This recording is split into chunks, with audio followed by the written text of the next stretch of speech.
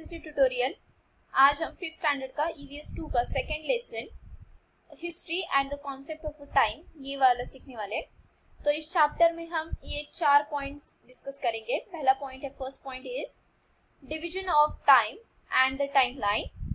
Second one, measurement of time and the method of measuring time. Third, historical periods. Fourth, scientific methods of measuring time and establishing age, that means dating। तो इस chapter में हम क्या पढ़ेंगे, तो time कैसे मतलब कि टाइम कैसे डिवाइड किया, 1 ईयर क्या होता है, वीक्स कैसे फॉर्म किए, उसके बाद मिलेनियम क्या होता है, सेंचुरीज क्या होती है। तो डिवीजन देखेंगे, पहले टाइम का डिवीजन कैसे किया और टाइम लाइन कैसे बनाया। So let's start with our first topic, division of time and the timeline. There are different methods of reckoning time. Time is a continuous, but for our convenience we divide it into periods. तो हम क्या करते हैं, different methods use करते हैं। Time को याद रखने के लिए हम क्या करते हैं, डिफरेंट मेथड्स यूज करते हैं। टाइम इज अ कंटिन्यूस, क्या बोला है, टाइम क्या है, कंटिन्यूस। ये कभी रुकता है क्या, तो बिल्कुल भी नहीं। ये कंटिन्यूसली क्या होता है, डे बाय डे बढ़ता ही जाता है। तो इसलिए क्या कहा है, time is a continuous, but for our convenience we divide it into periods. हमारे कन्वीनियंस के लिए, मतलब कि हमें टाइम को याद रखने के लिए, हमें इजी होने के लिए हम क्या करते हैं, टाइम को डिवाइड करते हैं into periods. The method that we use for reckoning time depends on our purpose for dividing it and the manner in which we do it। क्या कहा है, the method that we use, मतलब कि जो कुछ भी मेथड हम use करते for reckoning time, किस वजह से करते हैं, for reckoning time, वो किसके लिए डिपेंड होते हैं, depends on our purpose। हमारा पर्पज क्या है उसके ऊपर वो डिपेंड करता है। For dividing it and the manner in which we do it. For example, at sunrise we say it is a morning now, the day has begun। मतलब कि सनराइज होता है तो हमें क्या, मतलब कि दो चीजें कह सकते हैं हम। एक तो क्या, तो मॉर्निंग है, दूसरा क्या, तो डे स्टार्ट है, हमारा दिन शुरू हुआ। ऐसे हर कोई क्या करता है, अपने तरीके से अपने पर्पस के हिसाब से बदलता रहता है टाइम को। एट सनसेट वी से it is the evening now, soon it will be night.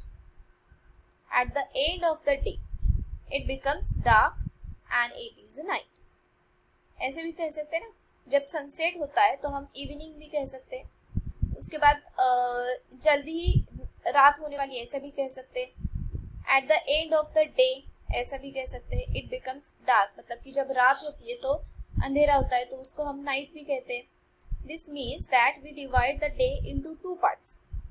इसका मीनिंग क्या है, तो हमने क्या किया है, पूरे डे को 2 पार्ट्स में डिवाइड किया। एक तो क्या है, डे, दूसरा है night.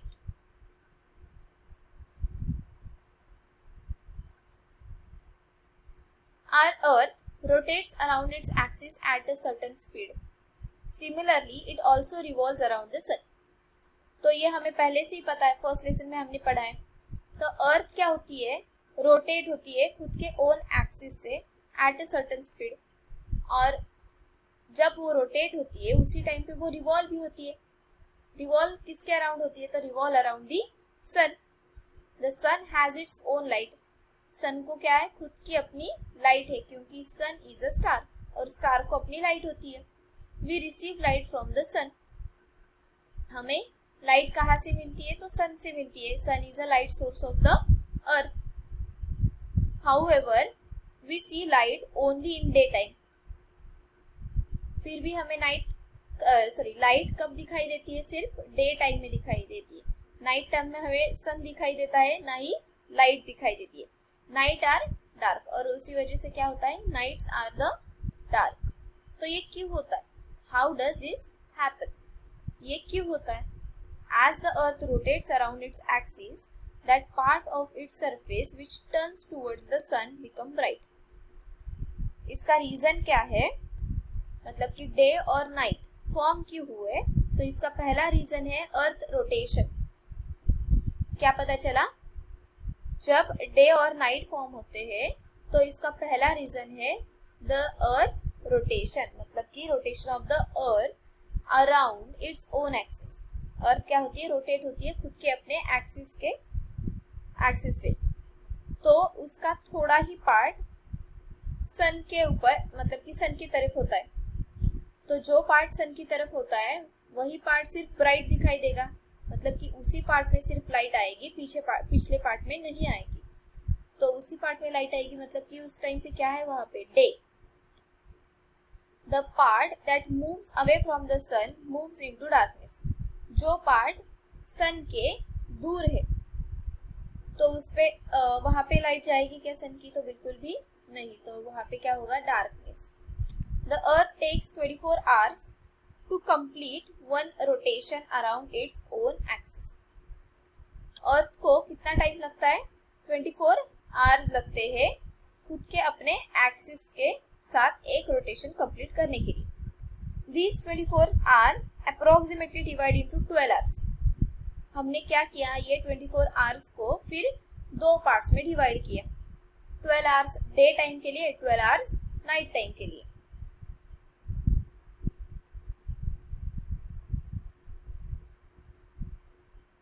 A period of the day time and the following night together make one day।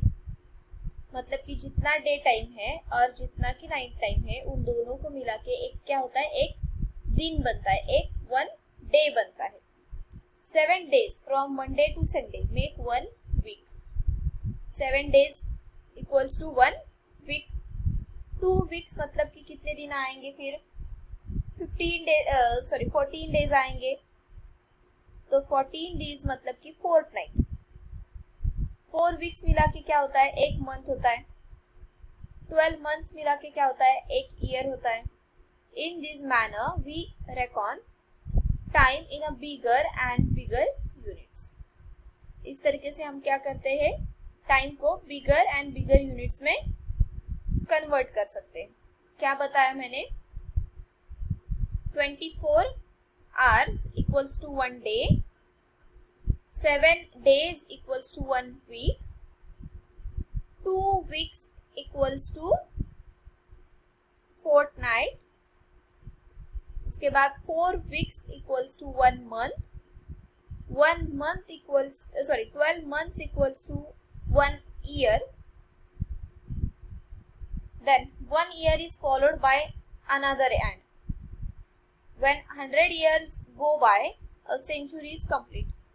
अब कहाँ पे थे हम, 12 months equals to 1 year। वैसे ही 100 years मिला के क्या होता है, एक सेंचुरी बनती है।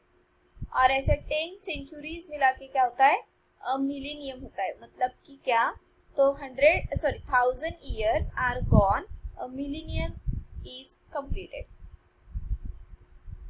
Such a method of dividing time is known as a unilinear division of time। जो कुछ भी हमने इस पैराग्राफ में पढ़ा, तो ये हमने क्या किया, हमें इजी जाने का एक वे बताया हमने। तो उस वे को, उस मेथड को हम क्या कहेंगे, यूनिलिनियर division of time.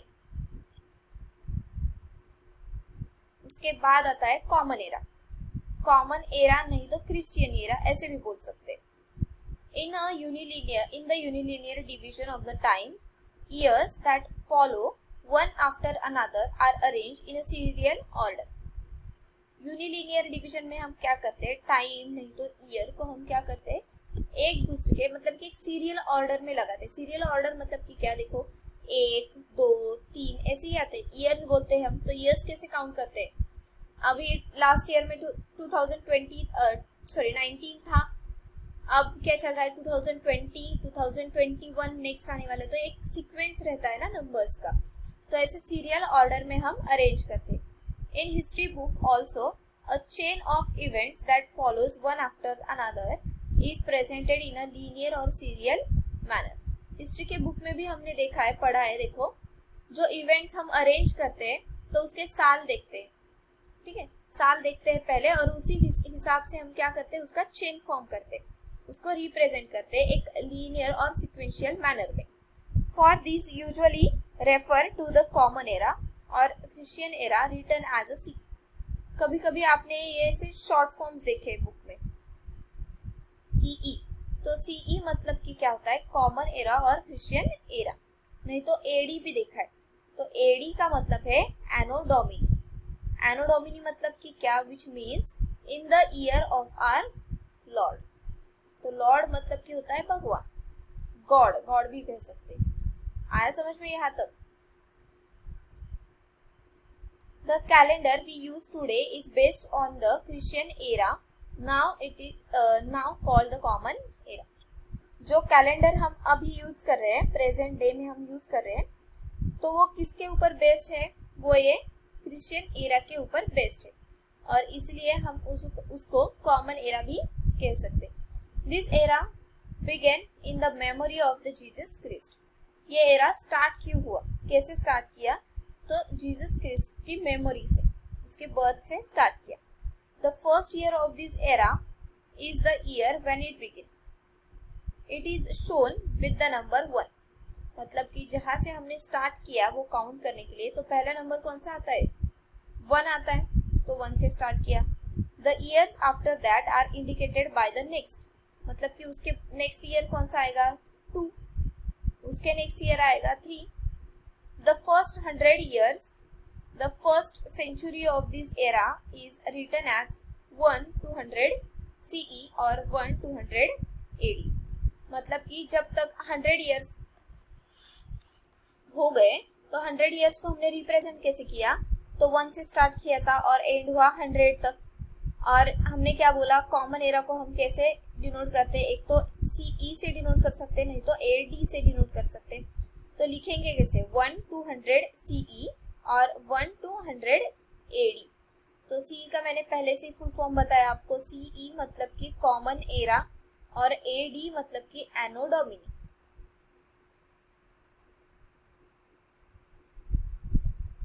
The period of the first millennium of this era is written as 1 to 1000 CE और 1 to 1000 AD.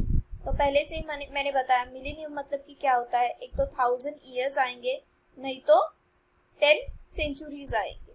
तो वो लिखेंगे कैसे, तो 1000 ईयर्स है ना, तो 1000 से स्टार्ट किया था, 1 से हमने एंड करेंगे 1000 तक.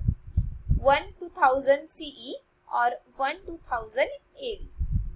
Then next topic is time before the common era or Christian era. The period before the common era is known as the time before common era. मतलब कि common era से पहले का जो टाइम था वो हम before वर्ड यूज करके बताते हैं. मान लो जैसे मतलब कि CE मतलब कि क्या था, क्रिश्चियन एरा, नहीं तो कॉमन एरा बोलते थे हम.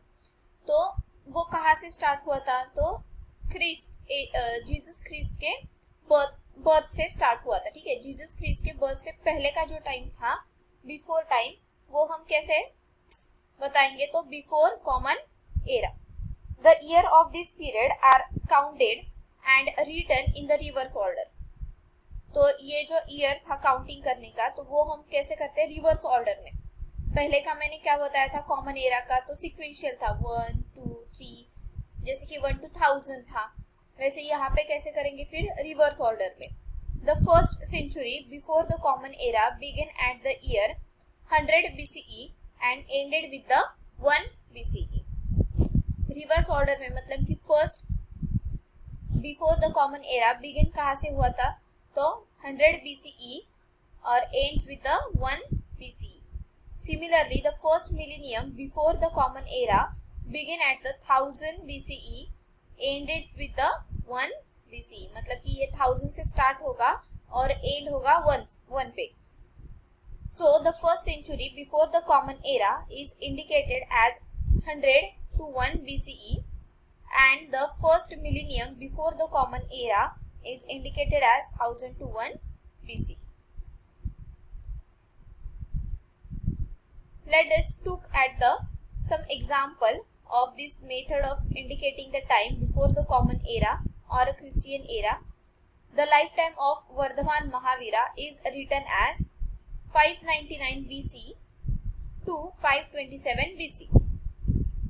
The lifetime of Gautam Buddha is written as the 563 BC to 483 BC. तो देखो पहला कौन सा आया, वर्धमान महावीर का जो लाइफ टाइम था वो हमने यहाँ पे इंटरप्रेट किया है 599 BC और ends with the 527 BC. Gautam Buddha का लाइफ टाइम कैसे बताया, 563 से स्टार्ट हुआ, ends with the 483 BC, before Christ, नहीं तो बिफोर क्रिस्ट एरा ऐसे भी कह सकते हैं. यहाँ पे टाइमलाइन दिया है. टाइमलाइन देखो 0 से स्टार्ट होता है. अगर हम कॉमन एरा से स्टार्ट करेंगे, सॉरी 0 से नहीं 1 से स्टार्ट होगा, 1 से स्टार्ट होगा. यहाँ पे हम फॉरवर्ड काउंटिंग करेंगे. फॉरवर्ड मतलब कि 100, 500, 1000, 1500, 2000. और अगर हम बिफोर क्रिस्ट, नहीं तो बिफोर क्रिस्ट एरा में जाएंगे तो 100, 500 रिवर्स काउंटिंग करेंगे. 100, 500, 1000, 1500, 2000 ऐसे. तो बच्चों अभी तक के पार्ट में हमने क्या पढ़ा है, तो टाइम का डिवीजन क्या होता है, क्रिश्चियन एरा क्या है, कॉमन एरा क्या है, एडी मतलब कि क्या, सीई मतलब कि क्या, ये सारी चीजें हमने यहाँ तक पढ़ी है. तो उसके आगे का जो लेसन है वो हम नेक्स्ट पार्ट में देखेंगे. ये आपको वीडियो कैसे लगा ये हमें कमेंट करके बता दीजिएगा. हमारा चैनल अभी तक सब्सक्राइब नहीं किया होगा तो सब्सक्राइब कर दीजिए. लाइक और शेयर करना मत भूलिए. हमने अभी ऑनलाइन सेशंस भी स्टार्ट किए, तो आपको ज्वाइन करना है तो डिस्प्ले पे दिए गए नंबर पे हमें कांटेक्ट कर दीजिए. Thanks for watching this video. Good bye.